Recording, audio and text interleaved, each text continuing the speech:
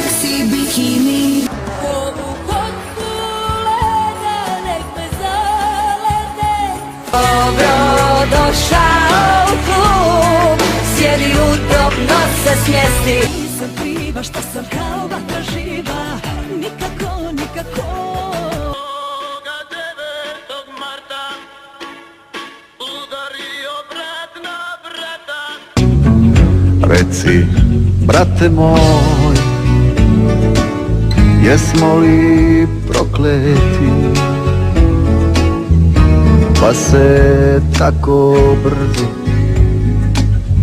sve zaboravi.